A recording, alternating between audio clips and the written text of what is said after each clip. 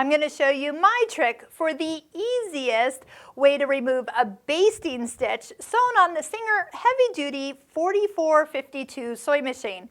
So even though this machine doesn't have like a predetermined basting stitch, we're going to take a straight stitch, make it as long as it can possibly be sewn, which is 4 millimeters wide, and then we're going to take the tension dial, which is normally set at 4. You hardly see me change this, but I'm going to drop this down to 2 or even a little bit less. So a basting stitch is often used to just kind of see if by sewing it together, if something is going to fit or is stitched in the right place, and easily removed if it's not. Now if it is in the right place, you do go back over the top of the basting stitch with a normal construction seam with a shorter stitch length. You can take it out and restitch it. A lot of times I'll leave it in place though for just keeping all the fabrics at the right place. So I'm going to go ahead and sew this, but I'm going to show you what this tension adjustment has done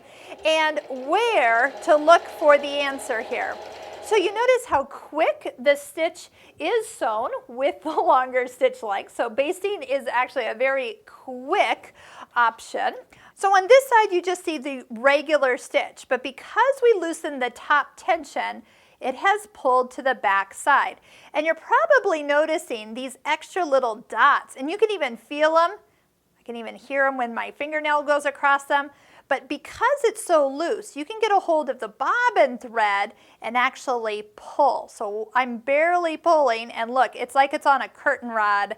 It just slides right out. So very quickly, you can remove stitches because of that looser tension, but you just have to pull from the correct side. So longer stitch length, looser tension. Of course, don't forget to put your tension back so you have a good quality balanced stitch when you actually go to sew that seam at the final construction point.